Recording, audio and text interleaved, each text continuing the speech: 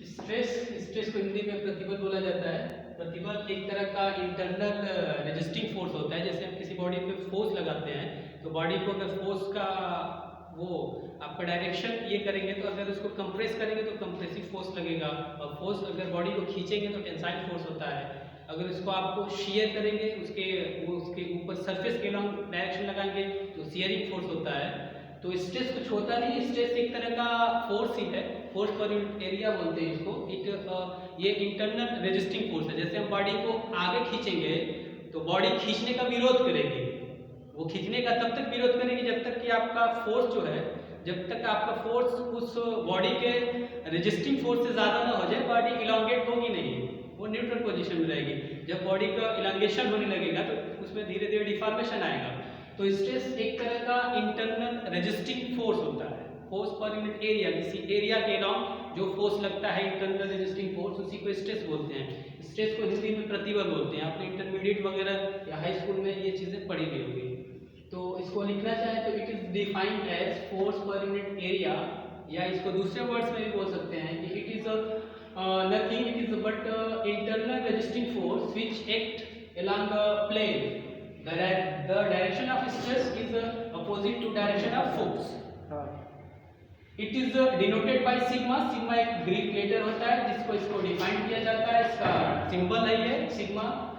और हमारे पास अगर एक बॉडी हो, वो रॉड हो, ज्योमेट्रिक शेप किसी भी तरह का हो सकता है। एरिया तो हर ज्योमेट्रिक शेप का निकलता है, या तो स्क्वायर हो, या तो ट्रायंगल हो, या तो आपका सिलेंडर हो, या तो आपका एक रेक्टेंगल हो। तो यहाँ पे एक आपको रेक्टेंगल बॉडी दिखाई गई है जो कि ए बी सी डी, इसका ए से बी तक की लेंथ यल है और सी से बी तक की लेंथ क्या, इसको ब्रेथ बोलते हैं, बी है। अगर ये एक रेक्टेंगल है तो ये लेंथ ये और ये आपस में समानांतर और बराबर भी होंगे। अगर ये एल है तो ये भी एल होगा, अगर ये बी है तो ये भी आपका बी होगा। अगर इसी का हमें एरिया निकालना है, क्षेत्रफल निकालना है, तो एरिया को ही आपको हिंदी में क्षेत्रफल बोलते हैं। तो एरिया को ए बराबर होता है लंबाई इनटू चौड़ाई, L for length, B for breath.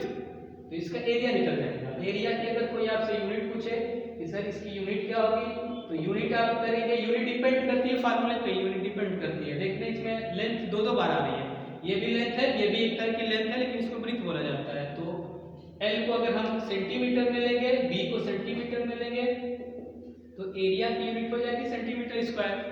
अगर हम इसी एल को मीटर में लेंगे, इसी बी को मीटर में लेंगे, तो एरिया की आपकी यूनिट हो जाएगी मीटर स्क्वायर। अगर इसी को आप मिलीमीटर में लेंगे और इसी को आप मिलीमीटर में लेंगे, तो इसकी यूनिट हो जाएगी मिलीमीटर स्क्वायर। बहुत सारी यूनिट होती है मिलीमीटर स्क्वायर, जैसे स्क्वायर फीट भी बोलते हैं, वो भी एक तरह का स्क्वायर है। स्क्वायर फीट वो भी एक तरह का आपका एरिया है। जैसे उसका आपका कोई बॉडी होगी तो वो आपका रेक्टेंगल शेप हो या किसी भी शेप का होगा, तो अगर उसको फीट में नापेंगे लंबाई चौड़ाई, तो उसकी एरिया स्क्वायर फीट हो जाएगी। ठीक है, तो ये एरिया हुई। तो अगर हमारे पास मान लीजिए एक कोई बॉडी है जिसको हम बोल रहे हैं ए बी सी और डी। अगर इसकी लेंथ बोले हम, इसकी लेंथ 5 सेंटीमीटर है, 5 से थोड़ा ज़्यादा ले लेते हैं इसको। अगर बोले इसकी लेंथ 10 सेंटीमीटर है, इसकी ब्रीथ 2 सेंटीमीटर है, तो इसका सबसे पहले एरिया कितना निकलेगा? एरिया बराबर होता है लंबाई इंटू चौड़ाई, लेंथ इंटू ब्रीथ। लेंथ इसका आपका 10 सेंटीमीटर है और ब्रीथ आपका 2 सेंटीमीटर है, तो इसका एरिया आपका होगा 20 सेंटीमीटर स्क्वायर। सेंटीमीटर स्क्वायर का इसी को आप ऐसे बोल सकते हैं 20 स्क्वायर सेंटीमीटर, ये भी बोला जाता है स्क्वायर सेंटीमीटर। ठीक है, तो ये हुआ आपका एरिया। अगर इसी हम ए बी सी डी एक रेक्टेंगल बॉडी पर एक हम अपना एक बल लगा दें, इस बल लगाने का हमारा मतलब क्यों है, ये एक आपका टेंसाइल फोर्स है। इसका मतलब ये हुआ कि हम रॉड को इलांगेट करना चाह रहे हैं, इसलिए हम इसको टेंसाइल फोर्स लगा रहे हैं। तो इसको फोर्स को F से डिनोट करते हैं, तो ये भी आपका F होगा, दोनों साइड से बॉडी को खींचा जा रहा है, तो F दोनों साइड से समान है। तो स्ट्रेस निकालना हो, प्रतिबल निकालना हो, तो sigma equal to F/A formula से आपका फार्मूला होता है फोर्स पर यूनिट एरिया। तो अगर हम फोर्स को मान दें कि 5 न्यूटन का फोर्स लग रहा है इधर भी, 5 न्यूटन का फोर्स लग रहा है इधर भी, तो हमारा इसका एरिया निकला जाएगा F/A। 5 न्यूटन एरिया या हमने निकाल लिया है 20, तो इसका होगा 5 1/4 यानी कि हम इसको बोलेंगे 0.25 सेंटीमीटर का स्क्वायर। ये आपका उसका वो हो गया स्ट्रेस निकाल के। यूनिट स्ट्रेस की क्या होती है? स्ट्रेस की यूनिट बहुत सारी यूनिट स्ट्रेस की।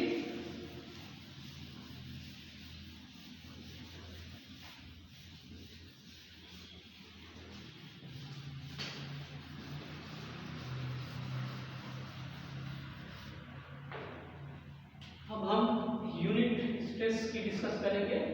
तो स्ट्रेस का फार्मूला होता है sigma equal to F by K, प्रतिबल इक्वल टू बल बटे में क्षेत्रफल या फोर्स बटे में एरिया। तो यूनिट हम निकालेंगे, unit of sigma is equal to, तो हो जाएगा यूनिट ऑफ F बटे में यूनिट ऑफ A। यानी सिग्मा की यूनिट किस पे डिपेंड करेगी? फोर्स पे डिपेंड करेगी और एरिया पे डिपेंड करेगी। Sigma is directly proportional to force हो रहा है, लेकिन sigma inversely proportional to area होगा। Unit of F equal to F की यूनिट होती है न्यूटन में और एरिया की यूनिट होती है आपका मिलीमीटर स्क्वायर भी मान सकते हैं, सेंटीमीटर स्क्वायर भी मान सकते हैं, मिलीमीटर स्क्वायर भी मान सकते हैं और आपका मीटर स्क्वायर भी बोला जा सकता है आपको। तो न्यूटन पर मीटर स्क्वायर होगा, न्यूटन पर मीटर स्क्वायर भी हो सकता है, न्यूटन पर मिलीमीटर स्क्वायर भी हो सकता है, न्यूटन पर सेंटीमीटर स्क्वायर भी हो सकती है यूनिट। न्यूटन पर मीटर स्क्वायर को इसको शॉर्ट में लिखा जाता है पास्कल। पास्कल बोलते हैं इसको शॉर्ट में, पास्कल। ठीक। स्ट्रेस की बड़ी यूनिट जो होती है न्यूटन पर मीटर स्क्वायर को पास्कल बोला जाता है और स्ट्रेस की जो बड़ी यूनिट होती है, bigger unit of stress, mega pascal, MPa इसको शॉर्ट में बोलते हैं, किलो पास्कल मतलब केपीए हो गया, इसको बोला जाता है जीपीए, जीपीए मतलब गीगा पास्कल और टीपीए मतलब टेरा पास्कल और पीपीए इसको बोलते हैं पेंटा पास्कल।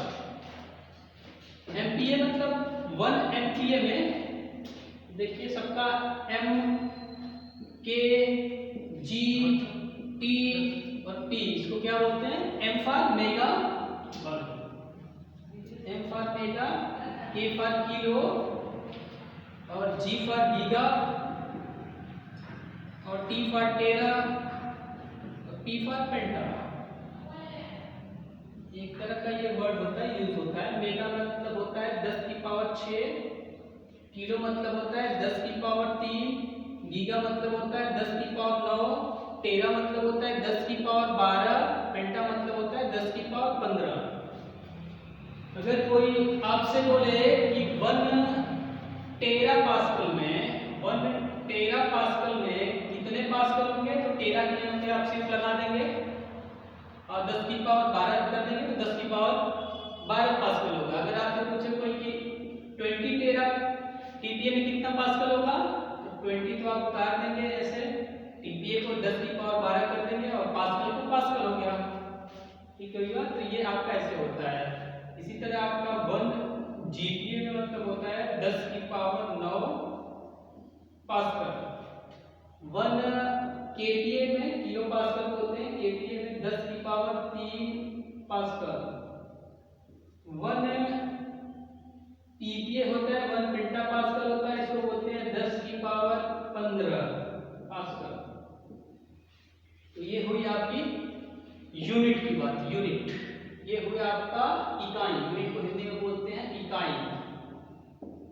यूनिट एक तरह का वो है, एक तरह की इकाई है जिसमें उस मेजर्ड क्वांटिटी को मेजर किया जाता है, नापा जाता है। एक तरह का, जैसे हम किसी चीज को लेने जाते हैं, जैसे चीनी लेने जाएं, चीनी को बोलते हैं, तो वहां पे तो पास्कल में तो बोलेंगे नहीं कि पास्कल में चीनी आती है, उस पास उसको ग्राम में कहेंगे या किलोग्राम में कहेंगे या आपका क्विंटल में बोला जाता है। तो यूनिट होती है कि एक तरह की, जैसे लंबाई नापने की यूनिट मीटर हुआ, चौड़ाई नापने के लिए मीटर हुआ, एरिया की यूनिट होती है मीटर स्क्वायर हुआ। तो ये सब आपकी बेसिक यूनिट है।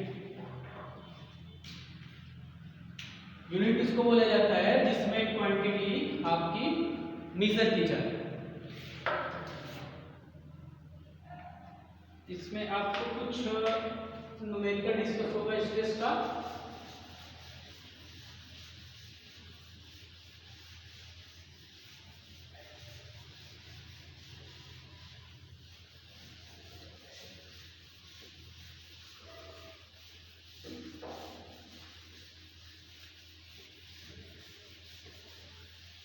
इस पे आप एक न्यूमेरिकल देखेंगे,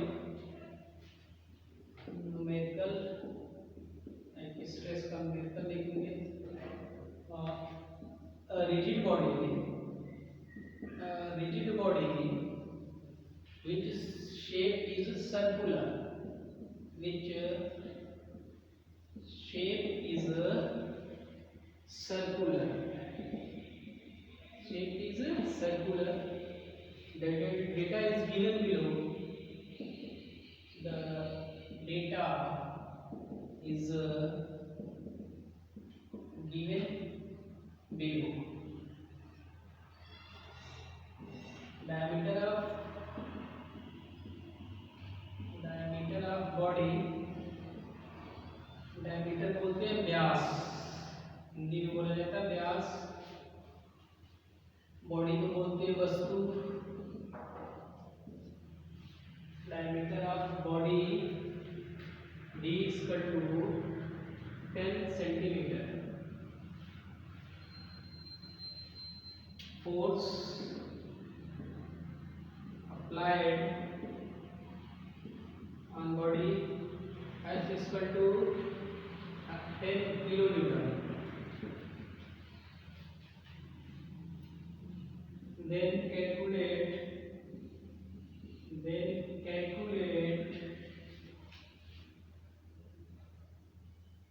stress developed in the body.